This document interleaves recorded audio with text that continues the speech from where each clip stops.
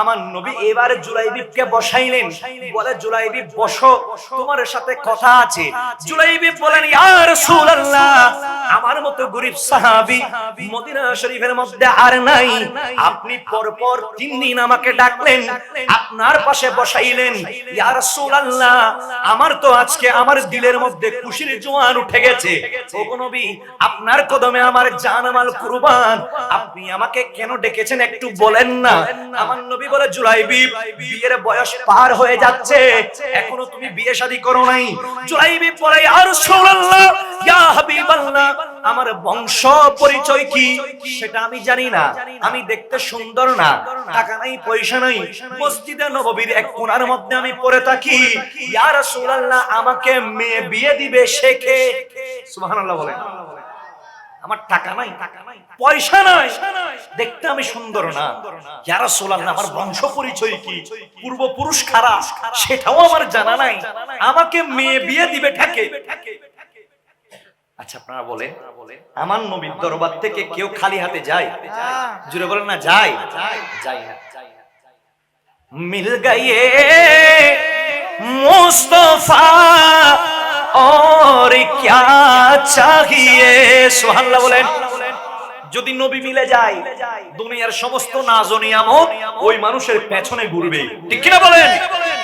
আমার নবী ডাক দিলেন জুলাইবিব, বসো বসো, আমি নবীর সাহাবী, এর চাইতে বড় মর্তবার কি লাগে?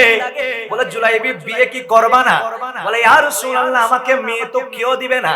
আমার নবী ডাক দিলেন জুলাইবিব, আজকে ফজরের নামাজ মসজিদে নববী শরীফের মধ্যে পড়বে, অমুক এলাকার মধ্যে যাবে, অমুক সওদাগরের কাছে যাবে, আমার একজন বড় সাহাবী আছে, তার কাছে গিয়ে তুমি বলবা তার ঘরের মধ্যে উপযুক্ত সুন্দর একজন রমণী আছে, ওই মেয়েকে তোমার সাথে বিয়ে দেওয়ার জন্য আমি নবী পয়গাম দিয়েছি, আমার পক্ষ থেকে এই সংবাদ তুমি নিজে পৌঁছিয়ে দিবে। জুলাইবিব ফজরের নামাজ আদায় করলেন, সেখানে গেলেন। যখন ওই সাহাবী ঘরের দরজার মধ্যে জুলাইবিব যখন নক খুললেন, সাহাবী ঘরের দরজা খুলে দিল। খুলে দেওয়ার পর দেখতেছে মদিনার সবচাইতে ছোট্ট সাহাবী, দেখতে লম্বা নয়, ওই জুলাইবিব এসেছে। জুলাইবিবকে উনি বলা আরম্ভ করে দিল, কেন এসেছেন? জুলাইবিব বলে, আমি নিজ থেকে আসি নাই, মদিনার নবী আপনার কাছে পাঠিয়েছেন। সুবহানাল্লাহ বলেন। বলে কেন পাঠিয়েছেন? বলে আপনাকে আমার নবী কিছু কথা বলতে বলেছেন। ওই সাহাবী বলে, আমার নবী কি বলতে বলেছেন তাড়াতাড়ি বলো। জুলাইবিবকে বসতে দেওয়া হলো। জুলাইবিব বলা আরম্ভ করে দিল, ও মদিনার নবীর সাহাবী শুনেন, আল্লাহর নবী বলেছেন আপনার ঘরের মধ্যে উপযুক্ত একজন মেয়ে আছে, ওই মেয়েকে আমি জুলাইবিবের সাথে শাদী দেওয়ার জন্য মদিনার নবী এই পয়গাম নিয়ে আমাকে আপনার ঘরে পাঠিয়েছেন। মনে করেন আপনি মেয়ের বাবা, আপনি যখন আপনার মেয়েকে বিয়ে দিতে যাবেন, সে সময় আপনি চিন্তা করবেন যার সাথে আপনি মেয়ে বিয়ে দিবেন তার পজিশন কেমন, সে কত টাকা ইনকাম করে, তার বংশ কি রকম। এখন এই সাহাবী পেরেশানির মধ্যে পড়ে গেলেন, না বলতে পারতেছে না আল্লাহর নবীর পয়গাম। সুবহানাল্লাহ বলেন না। আবার জিনার সাথে শাদী দেওয়ার জন্য আল্লাহর নবী বলেছে তিনি সমাজের মধ্যে ভালো চোখে তাকে কেউ দেখে না। তখন তিনি বললেন, ও জুলাইবিব, তুমি চলে যাও, আমি আমার পরিবারের সাথে কথাবার্তা বলে আল্লাহর নবীকে জানিয়ে দিব। সুবহানাল্লাহ বলেন। এদিকে মেয়ের মা দৌড় দিয়ে চলে আসলেন। জুলাইবিব আল্লাহর নবীর দরবারে চলে গেলেন। মেয়ের মা বলা আরম্ভ করে দিল, ও প্রাণের স্বামী, ঘরের মধ্যে জুলাইবিব এসেছিল, আপনার সাথে কি না কি কথা হয়েছে, আমাকে খুলে বলেন। তখন ওই সাহাবী বলা আরম্ভ করে দিল, ওগো আমার মেয়ের মা শুনো, আল্লাহর নবী আমার মেয়ের বিয়ের পয়গাম পাঠিয়েছে। বলে সেটা তো খুশির সংবাদ। বলে খুশির সংবাদ আমি জানি, তবে যার সাথে বিয়ে দেওয়ার জন্য আল্লাহর নবী পাঠিয়েছে সে মদিনা শরীফের অন্য কোন সাহাবী নয়। মদিনা শরীফের দেখতে সবার চাইতে বাতি যে সাহাবী, ওই জুলাইবিবের সাথে তোমার মেয়ের বিয়ে দেওয়ার জন্য আল্লাহর নবী জুলাইবিবকে আমার ঘরের মধ্যে পাঠিয়েছে। এখন মেয়ের মা অবাক হয়ে গেল, বলে আমার মেয়ে এত সুন্দর, যার হুসনু জামালের কথা সমগ্র মদিনা শরীফের মধ্যে চলে, আমার এত সুন্দর মেয়েকে কিভাবে আমি ওই জুলাইবিবের সাথে শাদী দেব?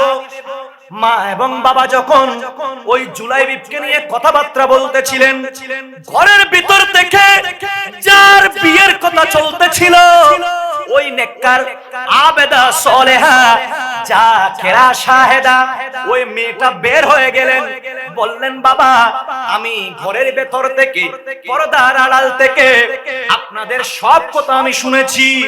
আপনারা জুলাইবিবের দিকে তাকাচ্ছেন, জুলাইবিবের হাত দেখতে সুন্দর না, কিন্তু বাবা জুলাইবিবকে যে কামলিওয়ালা নবী পাঠিয়েছেন, হায়াতুন নবী পাঠিয়েছেন, মদিনার নবী পাঠিয়েছেন, ওই নবীর হাত মোবারকের দিকে তাকান।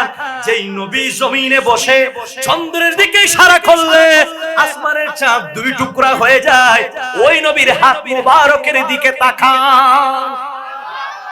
বলে বাবা জুলাইবিবের চেহারার দিকে তাকানোর দরকার নাই, ওই নবী কামলিওয়ালা নবীর চেহারার দিকে তাকান। যার চেহারা দেখে যার দরবারে আবু বকর আসলে সিদ্দিক আকবর হয়ে যায়, যার দরবারে উমর ইবনুল খাত্তাব আসলে ফারুক আজম হয়ে যায়, যার দরবারে উসমান আসলে উসমানে গনি যুন্নুরাইন হয়ে যায়, যার দরবারে আলী গেলে শের খুদা বনে যায়। ওনার চেহারার দিকে তাকান। বাবারা চিন্তার কোনো কারণ নেই, পেরেশানি হওয়ার কোনো কারণ নাই। ও বাবা শুনো শুনো, মদিনার নবী আমি মেয়ের জন্য যে রিশতা আপনাদের কাছে পাঠিয়েছে, যে পেগাম পাঠিয়েছে, আমি মেয়ের পক্ষ থেকে হায়াতুন নবীর দেওয়া ওই ফয়সালা কবুল করে নিলাম। কেমন নেককার মহিলা! বলে আল্লাহর নবী যেহেতু আমার জন্য প্রস্তাব পাঠিয়েছেন এটা তো আমার সৌভাগ্য। সুবহানাল্লাহ বলেন না। বলে আল্লাহর নবী যেহেতু পাঠিয়েছেন আমি সাথে সাথে ওই রিশতা ওই পয়গাম কবুল করে নিলাম। সে মেয়ের সাথে জুলাইবিবের শাদী হলো। সেই শাদীর আকদ যিনি পড়িয়েছেন তিনি আমার হায়াতুন নবী। জুড়ে বলেন সুবহানাল্লাহ। আকদ হয়ে গেল। জুলাইবিব এখন তার নতুন মেহবুবার সাথে দেখা করবে, বাসর ঘরের মধ্যে প্রবেশ করবে। বাবা দিন ইসলাম এমনি আসে নাই, ইসলামকে নিয়ে আজ কত ষড়যন্ত্র। যেই নবীর কারণে ঈমান পেলাম, যেই নবীর কারণে নামাজ পেলাম, যেই নবীর কারণে রোজা পেলাম, ওই নবীকে দুষে গুণে মানুষ বলতেছে। ওই রকম জালেম আছে না নাই? বলেন আছে না নাই? বাবারা শুনেন, জুলাইবিব বাসর করে ডুববে, এখনো বউয়ের চেহারা দেখে নাই। মদিনা শরীফ থেকে এলান আসলো, এ আমার সাহাবীরা শুনো শুনো, যুদ্ধের ময়দানে যেতে হবে, জিহাদের ময়দানে যেতে হবে। যুদ্ধের ময়দানে গিয়ে, জিহাদের ময়দানে গিয়ে আল্লাহর দ্বীন কায়েম করার জন্য জান কুরবানি করবা, মাল কুরবানি করবা। এই রকম যারা আছো তারা সবাই মসজিদে নববী শরীফের মধ্যে চলে আসো। সুবহানাল্লাহ বলেন। এখন এই কথা হযরতে জুলাইবিব রাদিয়াল্লাহু তাআলা আনহুর কানে আসলো। জোরে বলেন না সুবহানাল্লাহ। এখন আপনাকে আমি প্রশ্ন করি, আপনি নতুন বিয়ে করেছেন, যদি আপনাকে বলা হয় ওই বিয়ের মঞ্চ ছেড়ে, ওই বিয়ের আসর ছেড়ে দ্বীন ইসলামের জন্য জিহাদের ময়দানে যেতে হবে, এরকম মানুষ সহজে পাওয়া যাবে? মানুষ নামাতে ও পাওয়া যাবে না রে, পাওয়া যাবে। কিন্তু আল্লাহর নবী সাহাবী এমনে হয় নাই। আল্লাহ জিনাদেরকে কবুল করেছেন, তিনারা সাহাবী। সুবহানাল্লাহ বলেন। এখন কেউ আরজি করলে হওয়ার কোনো সম্ভাবনা আছে নি? সম্ভাবনা আছে? নাই নাই বাবা। দেখেন না, এই কথা জুলাইবিবের কানে চলে আসলে। জুলাইবি মাত্র ঘরের ভেতরে ঢুকেছে, তার বিবি তাকে সালাম দিল। সুবহানাল্লাহ বলেন না। সালাম দেওয়ার দরকার আছে না নাই? জোরে বলেন আছে না নাই? সালাম দিল। জুলাইবিবের কানে আসলো আল্লাহর নবী ডাকতেছে। জুলাইবিব সালামের উত্তর দিয়ে, এখনো নতুন জামা খুলে নাই, পাগড়ি খুলে নাই, বের হয়ে চলে যাচ্ছে। বিবি ডাক দিল, ওগো আমার প্রাণের স্বামী জুলাইবি, আপনাকে আমি নিজ ইচ্ছায় বিয়ে করি নাই, আপনাকে হায়াতুন নবী আমার জন্য উপযুক্ত মনে করেছে, সেজন্য আমি আপনার চেহারা না দেখে আপনার বদনাম শোনার পরেও আমি বিয়েতে রাজি হয়েছি মদিনার নবীর দিকে ইঙ্গিত করে। জুড়ে বলেন সুবহানাল্লাহ। বলে আপনি কই যান? জুলাইবি বলে, বিবি বিয়ে হয়েছে আল্লাহর নবীর কারণে, যেতে হচ্ছে সেটাও আমার নবীর কারণে। সুবহানাল্লাহ বলেন। বলে বুঝলাম না। বলে বিবি আপনি কি শুনেন নাই, এক্ষুনি ডাক এসেছে জিহাদের ময়দানে যাওয়ার জন্য। বিবি আল্লাহ যদি আমাকে গাজী হিসাবে কবুল করে, তাহলে আপনার সাথে বারংবার দেখা হবে, আর আল্লাহ যদি আমাকে শহীদের মর্যাদা দান করে, জমিনে আর দেখা হবে না, কিয়ামতের ময়দানে দেখা হবে, জান্নাতের ময়দানে দেখা হবে বলে স্বামী বিবির থেকে বিদায় নিয়ে চলে গেলেন। শ্বশুর দাঁড়িয়ে আছে, বলে বাবা জুলাইবি, আল্লাহর নবীর কারণে তোমাকে আমি মেয়ে সুপর্দ করলাম, তুমি তো আমার মেয়েকে একা রেখে জিহাদের ময়দানে চলে যাচ্ছ। জুলাইবি শ্বশুরকে সালাম করলেন। সালাম করার পর আস্তে আস্তে কদম দিয়ে আমার নবদুল্লাহ জুলাইবি মদিনার রাসূলের মদিনা শরীফের দিকে রওনা করলেন। ওই সমস্ত সাহাবীদের যারা মাজার 1920 সালের পর ভেঙেছে, তারাই নজদি। কথা বলেন ঠিক কিনা? সমস্ত সাহাবায়ে কেরামের মাজার ছিল, ছিল কি ছিল না? এই নজদিরাই ভেঙেছে। কেন জানেন? কারণ ওই সাহাবীদের মাজারের সামনে ওনাদের নাম লিপিবদ্ধ ছিল। সেখানে গেলে ওনাদের জীবনে শুনলে মুস্তাফা নবীর ইশক অন্তরের মধ্যে বাড়বে, সেজন্য ওরা মাজার ভেঙে দিয়েছে। ঠিক কিনা বলেন না? জুলাইবি আস্তে আস্তে কদম দিয়ে যখন আমার নবী পাকের শহর মদিনাতুল মুনাওয়ারার মসজিদ নববী শরীফের মধ্যে যখন ঢুকছিলেন, সমস্ত সাহাবীরা চোখ বড় বড় করে নবদুল্লাহ জুলাইবিবের দিকে তাকিয়ে আছে। সুবহানাল্লাহ বলেন। একটু আগে বিয়ে হয়েছে, নিজের বউ ছেড়ে দিয়ে কিভাবে নবদুল্লাহ জিহাদে যাওয়ার জন্য চলে আসতেছে। আমার নবীর কদমে আসলে, আমার নবীর কদমে চুমু দিলেন। আমার নবী বলে, ও জুলাইবি কেন এসেছো? আমি তো তোমাকে ডাকি নাই। জুলাইবি বলে, ইয়া রাসূলুল্লাহ, ইয়া হাবিবাল্লাহ, আপনি বলেছেন ইসলামের জন্য জান কুরবানি দিতে, মাল কুরবানি দিতে। ইয়া রাসূলুল্লাহ, আমার তো ধন নাই, সম্পত্তি নাই, আমি তো আপনার কদমে সম্পদ কুরবান দিতে পারবো না। ইয়া রাসূলুল্লাহ, নিজের জীবন উৎসর্গ করে হলেও আপনার এবং খোদার দ্বীনকে জমিনে বাস্তবায়ন করার জন্য স্ত্রীর মায়া ছেড়ে, শ্বশুরের মায়া ছেড়ে, আপনার মায়াকে সবার উপরে প্রাধান্য দিয়ে জিহাদের ময়দানে যাওয়ার জন্য আপনার গোলাম আপনার কদমে হাজির। একটু জোরে বলবেন না সুবহানাল্লাহ। আমার নবী অনেক বললেন, ও জুলাইবি চলে যাও, তুমি ঘরে বউ তো নতুন বউ। বলে বউর চেহারা দেখেছো? বলে ইয়া রাসূলুল্লাহ দেখিনি।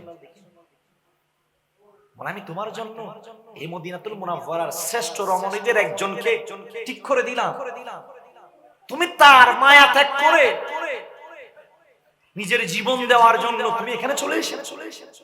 অনেক বললেন আমার নবী, কিন্তু জুলাইবি যাবে না, যাবে না। সর্বশেষ আমার নবী অনুমতি দিলেন, দিলের কান লাগাই দিয়ে শুনেন, মাহফিল এরকম হাজারটা করে কোনো লাভ নাই যদি হেদায়েত না হন। ঠিক কিনা বলেন না? মাহফিল করলেন, ফজরে কেউ নাই, মাহফিল কমিটির সভাপতিও নাই, সেক্রেটারিও নাই, এই মাহফিল করে লাভ আছে? যুদ্ধের ময়দান আরম্ভ হয়ে গেল। সমস্ত সাহাবীরা যুদ্ধের ময়দানে আল্লাহর নবীর দোয়া নিয়ে জিহাদ করতেছে। হঠাৎ করে খবর আসলো যুদ্ধের ময়দানে ইসলামের বিজয় হয়েছে। কারণ ইসলাম এটা কার ধর্ম? ইন্না দীনা ইনদাল্লাহিল ইসলাম। আল্লাহর কাছে একটা ধর্মই মনোনীত, গ্র্যান্টেড, সেটার নাম কি? বড় করে বলেন না, নাম কি? ইসলাম। ইসলামকে আল্লাহ পরিপূর্ণ করেছেন আমার নবীর মাধ্যমে। জুড়ে বলেন না সুবহানাল্লাহ। দ্বীনকে পরিপূর্ণ করেছেন আমার নবীর মাধ্যমে। তো যেই নবীর মাধ্যমে আল্লাহ দ্বীন পরিপূর্ণ করেছেন, সেই নবীর আগমনে আমরা খুশি হব না? খুশি হব। আমার নবী ছুটে গেলেন, আল্লাহর নবীর রিসালাতের পতাকা, আল্লাহর ওয়াহদানিয়তের পতাকা জিহাদের ময়দানে উঠতেছে। ওই জিহাদের ময়দানে যারা শাহাদাত বরণ করলো সবার লাশ মুবারক আল্লাহর নবীর সামনে আনা হলো। সুবহানাল্লাহ বলেন না? আর যারা গাজী হয়ে ফিরেছে তারা আল্লাহর নবীর ডান পাশে দাঁড়িয়ে আছে। আমার নবী যারা গাজী তাদের দিকে তাকাই, আবার যারা শহীদ হয়ে গিয়েছেন তাদের দিকে তাকাই। সুবহানাল্লাহ বলেন। আমার নবী যেন কাকে খুঁজে। সাহাবায়ে কেরাম জিজ্ঞেস করলেন, ইয়া রাসূলুল্লাহ, ইয়া হাবিবাল্লাহ, ইসলামের বিজয় হয়েছে, আপনার তো খুশি হওয়ার কথা, কিন্তু আপনি যেন কাকে খুঁজতেছেন? আমার নবী বলে, যারা শহীদ হয়েছে তাদের সবাইকে দেখলাম, যারা গাজী হিসাবে ফিরে এসেছে তাদেরকেও দেখলাম, কিন্তু আমার নবদুলহা সাহাবী আমার জুলাইবিবের খবর কি? সুবহানাল্লাহ বলেন না? আমার নবী যার খবর নেই, চিন্তা করে দেখেন সে আমার নবীকে কেমনে রাজি করেছে। সুবহানাল্লাহ বলবেন না? সাহাবায়ে কেরাম সহ আমার নবী আবার জিহাদের ময়দানে গেলেন। যাইতে যাইতে পেছনের কর্নারের দিকে চলে গেলেন। দেখা যায় 7 জন মুশরিকের লাশ এক জায়গায় পড়ে আছে। মাঝখানে নবদুলহা জুলাইবি শাহাদাত বরণ করে শুয়ে আছে। আমার নবী দেরি করে না, দৌড় দিয়ে চলে গেলেন। জুলাইবিবের লাশ মুবারক, ওই শহীদি লাশ আমার নবী বুকের মধ্যে জড়িয়ে ধরলেন। যেই মদিনার নবী আরশ আজিমের মধ্যে আমার আল্লাহর কুদরতি দরবারে গিয়েছিলেন, ওই নবীর নবুয়তের হাত মুবারক দিয়ে আমার নবী সাহাবী জুলাইবিবকে জড়িয়ে ধরলেন। আমার নবী জুলাইবিবকে কবরের মধ্যে শুয়াইয়ে দিলেন। জানাজা পড়লেন। বাবা বুঝাতে চাচ্ছি, আমার নবী সবাইকে বলা আরম্ভ করে দিল, ও আমার সাহাবীরা শুনো, আমার জুলাইবিব আমি নবীকে রাজি করার জন্য, আল্লাহকে রাজি করার জন্য বউয়ের মায়া ত্যাগ করে দিয়েছে, দুনিয়ার মায়া ত্যাগ করে দিয়ে আমার জুলাইবিব আজকে শাহাদাতের মর্যাদা পেয়েছে। আমার জুলাইবিব আজকে শাহাদাত বরণ করেছে। আমার জুলাইবিব দুনিয়ার নিয়ামত থেকে মাহরুম হলেও আমার জুলাইবিবকে আমার আল্লাহ জান্নাতের মধ্যে অশেষ নিয়ামতের মধ্যে রাখবেন।